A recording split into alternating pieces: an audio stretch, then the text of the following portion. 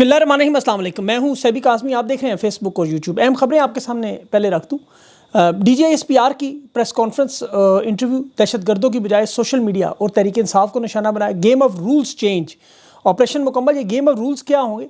DG का जो interview था उसमें वीडियोज़ और फरमाइशी सवाल पहले से तैयार थे। हलाकतों के मामले पर वज़ीर आला और DGISPR का तज़ाद भी सामने आ रहा है। और जो बड़ी खबर, बलोचिस्तान के बाद इस्लामाबाद में पुलिस एहलकार अगवा हुए। सारी नफरी तलब ऑपरेशन इस्लामाबाद में। और इसके साथ 190 मिलियन पाउंड में शहबाज शरीफ जो हाथ साफ़ करने चक्कर में, और कल कोयटा का दौरा भी है। इसके साथ साथ जो कालेदम तंजीम ने अगला निशाना पंजाब और इस्लामाबाद पिंडी, ये बड़ा अहम मामला है। और IMF का नया जो इस वक्त टारगेट दिया गया, किसान और ज़राअत शदीद ख़तरे में।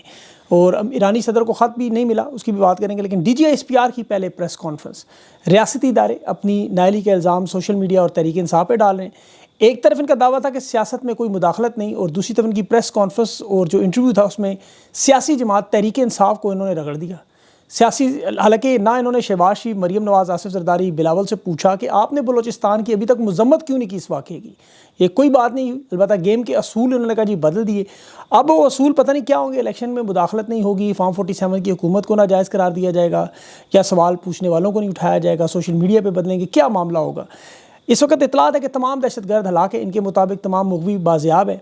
और वीडियोज़ जो आ रही है, लेकिन उनकी तस्वीर और वीडियोज़ इन्होंने कहा जी आर्टिफिशियल इंटेलिजेंस की ज़र बनी है और पुरानी वीडियोज़ हैं। अब ये बड़े इदारे CNN और BBC लगा रहे हैं, उनसे पूछना चाहिए इन्हें कि ये गलत काम क्यों कर रहे हैं, और अमरीकी लहजे में पाकिस्तानी फ़ौजी गुफ्तगू क्यों कर रहे हैं, ये भी इन्हें बताना चाहिए। और एक तरफ तो देखिए दावा किया जा रहा है तमाम दहशतगर्द हलाक हैं, लेकिन जो मुगवी इस वक्त रिहा हुए इनकी कोई वीडियो नज़र नहीं आई। और इनकी इतलात के मुताबिक 4 FC के सिपाही इसमें शहीद हुए, 21 यरगमाली और 33 दहशतगर्द। ये सारी तफसीलात वीडियो सूरत में आवाम के सामने रखनी चाहिए। और जो सारा मलबा सियासी जमात तहरीक इंसाफ पे डाल दिया गया, सोशल मीडिया पे डाल दिया, इसे कहते हैं ब्लेम शिफ्टिंग। ब्लेम शिफ्टिंग जो होती है उसमें अपनी नाकामी का इतराफ़ की बजाय किसी और को मोरद इल्ज़ाम ठहराया जाता है ताकि अवाम की तवज्जो हट जाए। और जब भी देखें सिक्योरिटी इदारों के ऑपरेशन नाकाम हो तो फिर रियासत के इदारे अपनी कमज़ोरी तस्लीम करने की बजाय अपोजिशन को या सोशल मीडिया को मुल्क दुश्मन करार देते। ये काम पाकिस्तान में नहीं बल्कि भारत में भी होता रहा। पुलवामा हमले के बाद वहाँ इंटेलिजेंस की नाकामी को छुपाने के लिए इल्ज़ाम पाकिस्तान पर लगा दिया था। बाद में खुद भारतीय मीडिया ने इंटेलिजेंस नाकामी का इंकशाफ किया। बाज़ औक़ात इसे कुर्बानी का बकरा भी बनाया जाता है। एक कोशिश ये भी होती है, जैसे अफ़गानिस्तान में जब भी आपको याद होगा वहाँ हमलों के बाद अशरफ गनी हुकूमत पाकिस्तान पर इल्ज़ाम डाल देता था, हालांकि हिकमत अमली अपनी उसकी नाकाम थी। तुर्की में भी फ़ौजी बगावत के बाद अर्दगान ने यही काम किया, अपोजिशन सहाफ़ियों को उठा लिया। इसे अक्सर गैस लाइटिंग भी कहा जाए, यानी हकीकत को मसख करके अवाम को गुमराह करना। नफसियाती हरबा होता है इसमें, हकीकत को तोड़ मोड़ करके अवाम को कन्फ्यूज़ करने के लिए एक बयानिया बनाया जाता है कि जी हमारा असल मामला जो है अवाम और सोशल मीडिया है, हमारी पॉलिसियाँ गलत नहीं हैं। जैसे महंगाई हो, बदअमनी हो, एहतजाज करें तो फिर ये बयान सोशल मीडिया को प्रोपेगेंडा कह देते हैं। ये असल मसले से तवज्जो हटाने की। अब बलोचिस्तान में नाकामी है बुरी तरह। अब होना तो चाहिए जो मुजरिम है उसको सामने लाई, लेकिन यहाँ तो शूटिंग द मैसेंजर, जो पैगाम दे उसे रगड़ देते हैं। और रिपोर्ट यहाँ जो सहाफ़ी कर रहे हैं उन्हें मुल्क दुश्मन करार दे रहे हैं, जो सोशल मीडिया पर सवाल कर रहे हैं उसे बैरूनी एजेंट कह रहे हैं। हालांकि दुनिया में आप देखें अमरीत के तमाम ममालिक में यही तरीका इस्तेमाल होता है। आईने में शक्ल नहीं देखनी। सोशल मीडिया अगर इतना ही ताकतवर होता तो ये जो हमले होते सोशल मीडिया रोक लेता। ये चलती हुई गोलियों को लोग अपनी ट्वीट से रोकते, अपनी पोस्टों से शील्ड बनाते, अपने वीलॉग से दहशतगर्दी ख़त्म करते। लेकिन ऐसा हो नहीं सकता। होना तो ये चाहिए था कि वज़ीर दाखिला से पूछना चाहिए कि चैम्पियन ट्रॉफी के टाइम तुम वज़ीर दाखिला बन जाते हो, दहशतगर्द हमला करें तो ख़ुद को क्रिकेट का चेयरमैन बना लेते हो। लेकिन ये भूल के कि दुनिया में देखें जहाँ भी दहशतगर्दी के हमले हो, जहाँ भी कोई बड़ा वाक़या हो, उसमें सिक्योरिटी इदारे जब नाकाम हो तो उन ममालिक में अवाम का शदीद रद्द-ए-अमल आता है। अवाम उन इदारों का एहतसाब करती है, सवाल पूछती है कि आपको तनख्वाहें दी जाती हैं, आप टैक्स के पैसों पर पलते हैं, इन हमलों में को रोकने में आप कैसे नाकाम हो। अमेरिका में 9/11 हुआ, अफ़गान जंग हुई, तो उसके बाद एक भरपूर अवामी बहस छिड़ गई। लोगों ने अपनी CIA, FBI इन सबको मुर्द इल्ज़ाम ठहराया कि हमले रोकने में कैसे नाकाम हुए। 2004 में कमीशन रिपोर्ट्स जारी हुई, उसमें CIA के जो आपको पता है बड़े बड़े हैशटैग्स चलने शुरू हुए। मीडिया पर एक पूरी जंगी पॉलिसी पर, इंटेलिजेंस की नाकामियों पर शदीद तनकीद हुई। हत्ता कि अफ़गानिस्तान के जब इनखला हुआ तो बाइडन फेलियर और मिलिट्री फेलियर के ट्रेंड्स पूरी दुनिया में मशहूर थे। फ्रांस के अब हमले देख लें, जेसुएस फ्रांस पेरिस जो अटैक था वो पूरी दुनिया में ये हैशटैग पॉपुलर हुआ। वहाँ इंटेलिजेंस इदारों पर बाकायदा लोगों ने खुल के तनकीद की और सवाल उठाए कि ये हमलावर कितनी आसानी से कैसे पेरिस में दाखिल हुआ भाई। उसका नतीजा क्या निकला कि उसके बाद इंटेलिजेंस इदारों में इस्लाहात हुई और जो पुलिस चीफ था उसे बरतरफ किया। बरतानिया में 2011 में देखिए लंदन फसादात हुए, सोशल मीडिया पर, फेसबुक पर, ट्विटर पर पुलिस फेलियर, लंदन फेलियर, बरतानिया अंडर अटैक के ट्रेंड चले। तो पुलिस का चीफ जो था सर पॉल स्टीफनसन, उसने अवामी दबाव और तनकीद के बाद इस्तीफ़ा दे दिया। न्यूजीलैंड में 2019 में क्राइस्ट चर्च आपको याद होगा, वहाँ सोशल मीडिया ने सवालात उठाए کہ یہ حملہ آور کے پاس جدید اسلحہ آیا کہاں سے بھائی؟ سیکیورٹی آپ کی کمزور ہے. یہ ٹرینڈ چلا، عوام کا دباؤ، نیوزی لینڈ کی وزیر اعظم نے اپنا استعفیٰ پیش کر دیا. بھارت میں پلوامہ میں فوجی ہلاک ہوئے، اسی طرح سیکیورٹی ایجنسیز پر تنقید ہوئی، فیلئر ہوئے، پارلیمنٹ میں وہاں حملہ ہوا، اس وقت بھی یہی حالات ہوئے. تو یہ تمام دنیا میں جو بڑے بڑے سربراہان ہیں پھر ان کا اس کے بعد تبادلہ کر دیا جاتا ہے، سیکیورٹی افسران معطل کیے جاتے ہیں، پالیسیاں بنائی جاتی ہیں. جاپان میں آپ دیکھیں کہ 2011 میں وہاں ایک فوکوشیما نیوکلیر پاور پلانٹ پر جو معاملہ ہوا تھا، اس میں جاپان کے وزیر اعظم نوتے کان نے وہاں استعفیٰ دے دیا تھا. امریکہ کا ڈائریکٹر CIA کا جارج ٹیننٹ، اس نے حملے 9/11 کی تسلیم کی ہے کہ میری غلطی تھی. اور اسی طرح ہانگ کانگ میں بھی ہوا، اس طرح دنیا کے تمام ممالک میں ہو چکا ہے. برطانیہ کے فسادات میں جو میٹروپولیٹن پولیس کے افسر تھا سر پال اسٹیفنسن، اس نے کہا کہ سیکیورٹی کی میری ناکامی ہے. یہاں ہر روز ایک دہشت گرد حملہ ہوتا ہے، دہشت گردوں کی مذمت کی جاتی ہے، ان کے اوپر زمین تانگی کرنے کی باتیں، وزیر اعظم کے بیانات آتے ہیں، وزیر داخلہ کے بیانات آتے ہیں، لیکن جو لوگ ان حملوں کو ناکام نہیں کر سکتے ان سے کبھی نہیں کہا گیا کہ آپ استعفیٰ دیں. الٹا تنقید کرنے والوں کو دہشت گرد بنا دیا جاتا ہے. اب DJSPR صاحب کی جو پریس کانفرنس تھی، اس کے بعد کامران شاہد کے پروگرام میں انہوں نے جعفر ایکسپریس پہ ساری معلومات دیں کہ کس طرح دہشت گرد جیکٹیں پہن کر وہاں ہر بوگی میں موجود تھے. یہ 9 بوگیاں تھیں، اور ہماری آپ کو پتہ ہے نمبر 1 فوج ہے دنیا میں، بہادر افواج ہیں. انہوں نے دہشت گردوں کو نشانہ بنایا، وہ تمام مغوی بازیاب کروائے. یعنی ان دہشت گردوں کے پاس اتنا وقت نہیں تھا کہ وہ یا خود کو یا خدا نخواستہ ان مغویوں کو یا لوگوں کو نقصان پہنچا سکتے. 32 دہشت گرد 9 بوگیوں میں ایک ایک کر کے اڑا دیے گئے، لیکن کسی جگہ کسی یرغمال بندے کو خراش تک نہیں آئی. یہ بڑی کامیابی ہے، بہت بڑی کامیابی ہے. اس پہ انہیں ایوارڈ ملنے چاہیے. اور CNN BBC کے البتہ رپورٹس مختلف ہیں، وہ کہہ رہے ہیں دہشت گردوں نے خود چھوڑا، ان کی ویڈیوز دکھا رہے ہیں، بیانات دکھا رہے ہیں. تو پھر یہ سوال پوچھا جاتا ہے کہ یہ اتنی بڑی تعداد میں یہ جو فوجی جوان تھے اس ٹرین میں سفر کیوں کر رہے تھے؟ اس سفر کے متعلق حساس ترین معلومات لیک کیسے ہوئیں؟ ان سے پوچھنا چاہیے کہ آپ نے یہ جو کہا کہ ہم نے پکڑا، تو مطلب آپ نے کال پکڑ لی، دہشت گرد نہیں پکڑے. افغانستان کے شہر مزار شریف سے رابطے پکڑے گئے، نیٹ ورک پکڑے گئے، کال پکڑی گئی، لیکن دہشت گرد نہیں پکڑے گئے. وہ کیسے نکل گئے؟ BBC کو یہ جو انٹرویو آ رہے ہیں اس میں ایک جان بچا کر بھاگنے والا اہلکار، پولیس اہلکار بتا رہا تھا کہ حملہ آوروں نے وہاں کئی لوگوں کو ہلاک کیا اور گھنٹوں کوئی مدد نہیں پہنچی. گولیاں جب ان اہلکاروں کے پاس ختم ہوئی تو پھر انہیں بھی گرفتار کر کے مووی بنا لیا گیا. اب یہ نااہلی ہے کہ دیکھیں، نہ کوئی منصوبہ تھا، نہ کوئی پلان تھا کہ کوئی حملہ ہو تو کیسے روکا جائے. حالانکہ نومبر میں یہ ہو چکا ہے پہلے. پھر انٹیلیجنس کی بھی ناکامی ہے، آپریشن کی ناکامی ہے. ایسے میں لوگ استعفیٰ نہ مانگے تو کیا کریں؟ کیونکہ پاکستانی بہت دکھی ہیں، آپ کے ساتھ کھڑے ہیں اس دکھ میں. اس دکھ کو کم کرنے کی بجائے تقسیم پیدا نہ کریں. حسب معمول مخصوص سیاسی عناصر کو انہوں نے سوشل میڈیا ایکٹیو کر دیا، ریاست پاکستان شانہ بشانہ کھڑی ہے. وہ بالکل کھڑے ہیں، پورے کا پورا پاکستان آپ کے ساتھ کھڑا ہے. یہ کہہ رہے ہیں جی ذاتی اقتدار کی ہوس میں ملکی مفاد کو بھینٹ چڑھانے والے لوگ ہیں. ایسا کوئی بندہ بھی نہیں ہے. بچہ بچہ اپنے سیکیورٹی اداروں کے ساتھ ہے، لیکن سیکیورٹی ادارے بھی تو کھڑے ہیں، جو ان کے حق میں کھڑے ہیں ان کی ٹانگیں تو نہ توڑیں. اب کون سا شخص پاکستان میں ہوگا جو یقین کرے اس طرح کے حملوں میں خوش ہو سکتا ہے؟ سیکیورٹی اہلکاروں کی شہادتیں ہوئی، سب کے سب لوگ دکھی ہیں، پریشان ہے کہ یہ معاملہ کیوں اتنا خطرناک ہے. اپنی فوج کے ساتھ کھڑے ہیں لوگ ان کی غلطیوں کی نشاندہی کر رہے ہیں کہ آئندہ ایسا واقعہ نہ ہو، کیونکہ اب یہ روزانہ کی بنیاد پہ ہو رہا ہے.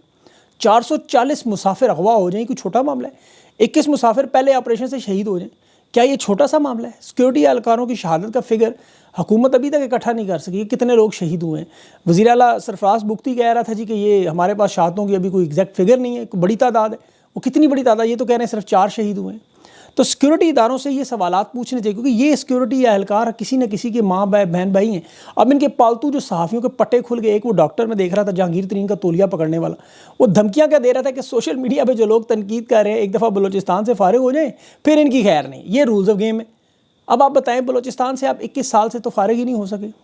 18 آپریشن ہم نے پورے پاکستان میں بڑے بڑے کر دیے. یہ چند ہزار مٹھی پر دہشت گرد 21 سال میں آپ قابو نہیں کر سکے، تو اب آگے کیا کریں گے؟ یہ جنگ دیکھیں، لڑائی اور طاقت سے کبھی مسائل حل نہیں ہوتے. یہ نہ بیانات سے کبھی جنگیں جیتی جائے. یہ ہمیشہ مذاکرات سے، ٹیبل پر بات چیت کر کے عوامی نمائندے کر سکتے ہیں. اب جن کو اتنی سمجھ نہ، وہ دھمکیاں ہی لگا سکتے ہیں لوگوں کو. اب ان کا ایک صحافی جسے پہلے خود انہی ایجنسیوں نے مارا، اس کی بھویں بھی کاٹیں، بال بھی کاٹے، نالے پر پھینک کے چلے گئے. آج چونکہ وہ ان کی جیب میں ہے، وہ چیمہ صاحب فرما رہے تھے کہ جعفر ایکسپریس کے یرغمالیوں کو چھڑانے کچھ یوٹیوبرز کو بھی بھیجیں کہ وہ بات چیت کر کے سیاسی حل نکالیں. اب دیکھیں، کوئی شخص اگر مسائل کی یا برائی کی نشاندہی کرے تو یہ لاٹھی لے کے اس کے پیچھے دوڑ پڑتے ہیں. یہ اس بات کو سمجھنے کی کوشش نہیں کرتے کہ یہ لوگ ہمدرد ہیں پاکستان. انہیں دکھ ہوتا ہے، انہیں افسوس ہوتا ہے ادارے کے اندر جو لوگ شہید ہیں ان پر بھی، کیونکہ ان کے بھی بہن بھائی، دوست، رشتہ دار، کوئی نہ کوئی بے گناہ پاکستانی، کوئی یرغمالی کہیں نہ کہیں کسی نہ کسی کا چاہنے والا ضرور موجود ہے. وہ نہیں چاہتا کہ یہ دوبارہ ہو. یہ انہیں سمجھانے کی کوشش کرتے ہیں، یہ الٹا ملک کے مطلب انہیں ملک دشمن بنا دیتے. یہ ملک کے خیر خواہ ہیں جو آگ بجھانے کی بات کرتے ہیں, آگ لگانے کی نہیں. دنیا کی سمجھدار قوموں کو دیکھیں انہوں نے کیسے اپنے دشمنوں کو زیر کیا, کیسے قابو پایا, کیسے صلح کی, دشمنی ختم کی. جاپان اتنی بڑی مثال ہے. ہندوستان جسے مقبوضہ کشمیر ہم کہتے رہے, دیکھیں انہوں نے وہاں 78 سال سے کتنے آرام سے معاملہ کنٹرول کر لیا. یہاں صرف مذمت ہی ہوتی رہتی ہے, کبھی کبھار کوئی لڑائی شڑائی ہو جائے تھوڑی بہت. اب نہ صحیح طرح لڑائی ہو رہی ہے نہ صحیح طرح سے صلح ہو رہی ہے. اور ان کی ایک تمغہ ہے وہ خریدہ فاروقی صاحبہ کہ جی میر جعفر دوبارہ ایکسپوز ہو گئے, اداروں کے خلاف مہم چل گئی. اب ان محترمہ کو اب چونکہ تمغہ صدارتی ملا ہوا ہے, اس لیے وہ تو یہ باتیں کریں گے, انہوں نے حق ادا کرنا ہے. پنجاب اسمبلی کا اسپیکر بھی کہہ رہا تھا, ملک احمد خان, یہ قصور کے کیس میں ملوث ہے, یاد رکھیے گا. کہتا جی سوشل میڈیا کی مہم چلنے کی وجہ سے ہوا, یعنی اگر سوشل میڈیا پر یہ نہ ہوتا تو یہ یرغمالیوں کو کب سے رہا کروا لیتے. طلال چودھری صاحب بول رہے تھے کہ سارے ٹویٹس اور بیانات جو سوشل میڈیا پہ چل رہے ہیں حکومت انہیں اسی طرح ہینڈل کرے گی جیسے دہشت گردوں کو.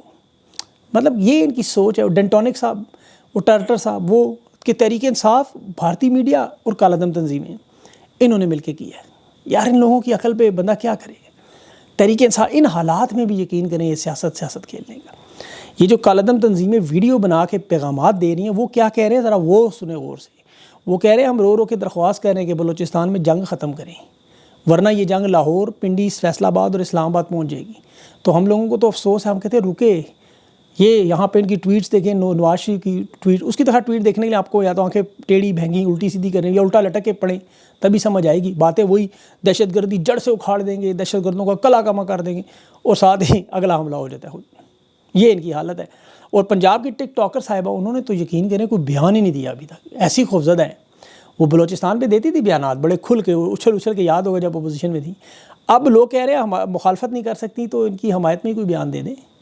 دیکھیں جو ناجائز قبضہ گروپ ہے یہ نااہل ہیں اور یہ فارم 47 ہے, یہ پاکستان کو نہیں سنبھال سکتے. بلوچستان کے حملے کی بازگشت ابھی ختم نہیں ہوئی. اسلام آباد میں دیکھ لیں پولیس اہلکاروں کو منشیات فروش یرغمال بنا رہے ہیں. یہ منشیات میں ملوث لوگوں پر انہوں نے آپریشن کیا اور وہاں ایک جگہ پہ انہوں نے چھاپا مارا اور منشیات والوں نے ان کو پکڑ لیا آگے سے, پھر پوری نفری بلائی.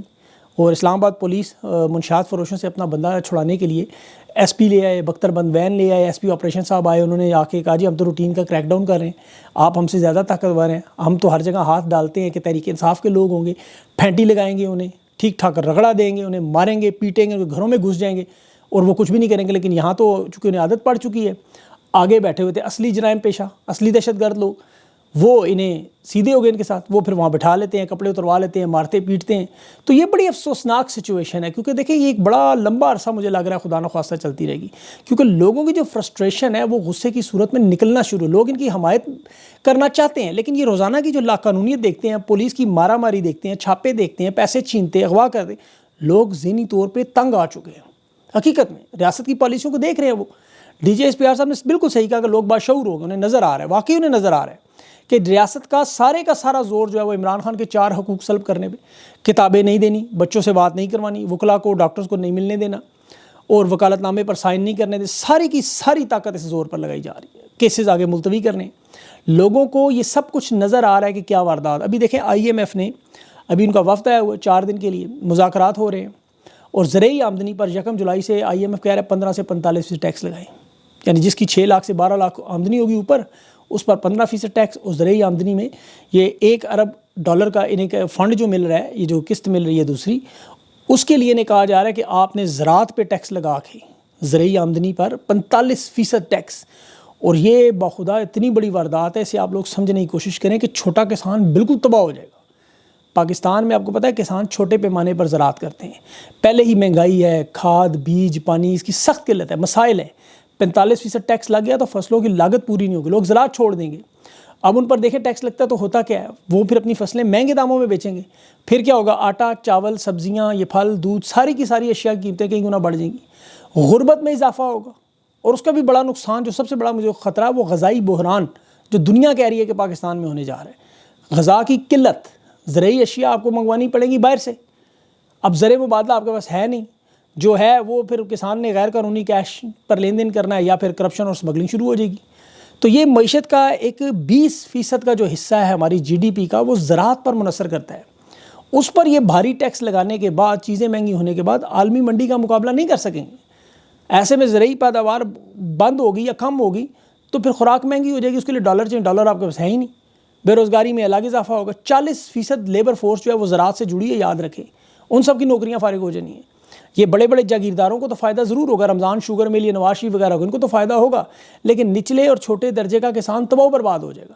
بھارت میں آپ کو یاد ہوگا زرعی قوانین پہ ٹیکس لگے تھے تو وہاں زبردست احتجاج ہوا تھا. اس میں ابھی ان حالات میں پھر بغاوت کا ماحول بن جاتا ہے. تو اس لیے یہ مہنگائی کا جن جب بے قابو ہوا اور کسان مارا گیا تو پھر یہ حکومت بچ نہیں سکتی. حکومت تو کیا، مطلب یہ نظام نہیں بچ سکتا. پھر ان کی نوٹنکیوں میں ابھی تاریخ میں پہلی مرتبہ جو منی لانڈرنگ کا عمران خان پیسہ لے کر آیا 190 ملین پاؤنڈ سپریم کورٹ کے اکاؤنٹ میں پڑا رہا ہے. انہوں نے وہاں سود بھی نہیں ملا 25 ارب، اس پر خان کو 14 سال کی سزا سنا دی ناجائز. اگلا وزیر اعظم 190 ملین پاؤنڈ سے کہتا ہے یونیورسٹی بنا رہا ہوں اپنا تھوبڑا بیچ میں ٹھوک کے. بندہ پوچھے کرپشن ہوئی تو کہاں ہوئی؟ 190 ملین پاؤنڈ پاکستان آئے. اب وہ یونیورسٹی القادر غلط تھی تو دانش یونیورسٹی ٹھیک ہے. اسی طرح بابا رحمتیں کرتے رہے، وہ بھی سارا پیسہ سپریم کورٹ کا نکل آیا. اب یہاں ہوگا کیا؟ ٹھیکے ملیں گے طاقتور لوگوں کو، بندر بانٹ ہوگی. اس رقم کی بنیاد پہلے بھی نواز شریف کے بیٹے کی پراپرٹی ہے 9 ملین پاؤنڈ، یاد رکھیں. تو اللہ تعالیٰ سے دعا کریں رمضان کے مہینے میں سحری آپ کی ہونے والی ہے، اللہ تعالیٰ ان لوگوں سے جان چھڑائے اور ان لوگوں کو یقین کریں کہ نشانہ عبرت بنائے جنہوں نے پاکستان کو اس طرح گدھوں کی طرح لوٹ رہے ہیں اور نوچ رہے ہیں. اپنا خیال رکھیں. مجھے اجازت دیں. اللہ حافظ.